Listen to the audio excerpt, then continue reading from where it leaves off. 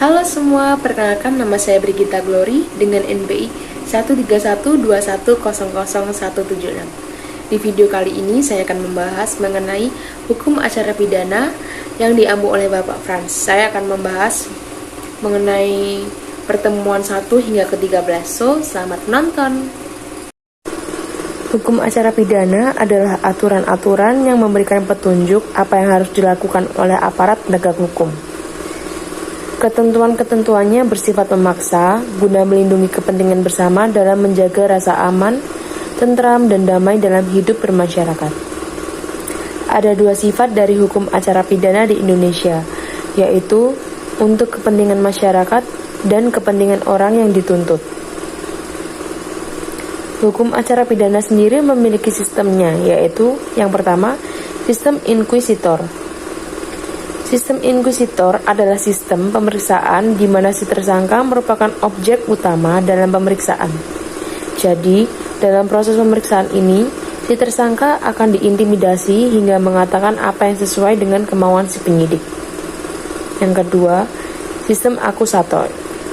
Pada sistem ini, menunjukkan bahwa seorang tersangka yang diperiksa bukan menjadi objek, tetapi menjadi subjek. Asas-asas dalam penyelenggaraan proses pidana. Yang pertama, asas legalitas, yaitu yang berkaitan dengan penuntutan. Yang kedua, asas oportunitas, yaitu penuntutan perkara yang dasarnya adalah kepentingan umum atau negara. Yang ketiga, asas perlindungan hak-hak asasi manusia. Yang keempat, asas praduga tak bersalah. Dalam asas ini, tersangka wajib dianggap tidak bersalah sebelum adanya putusan. Yang kelima, asas peradilan bebas, yaitu peradilan bebas dari campur tangan dan pengaruh kekuasaan lain, dimaksudkan sebagai kekuasaan yang merdeka.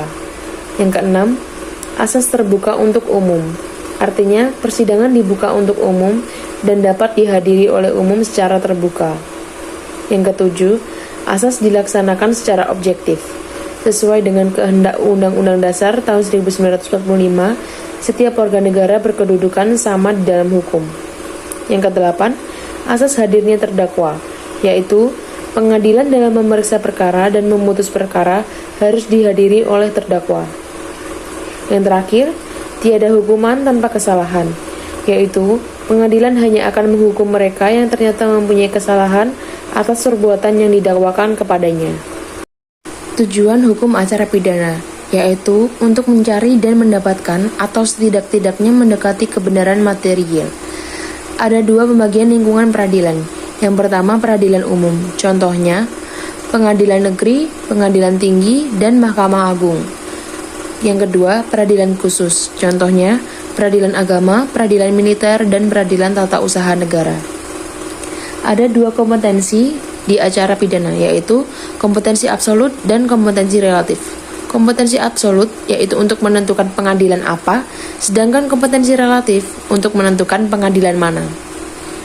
Tugas pokok Badan Peradilan Negara yaitu menerima, memeriksa, mengadili, dan menyelesaikan setiap perkara yang diajukan kepadanya, baik untuk perkara pidana maupun perdata.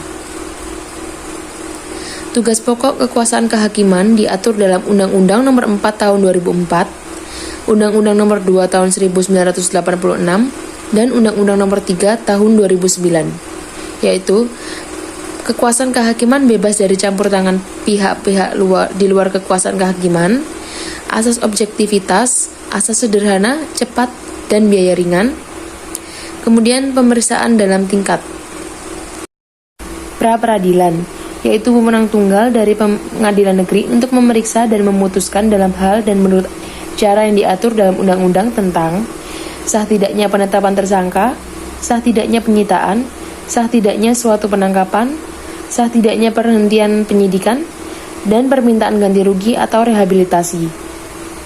Permohonan pra-peradilan diajukan kepada Ketua Pengadilan Negeri dengan surat permohonan dengan alasan-alasannya.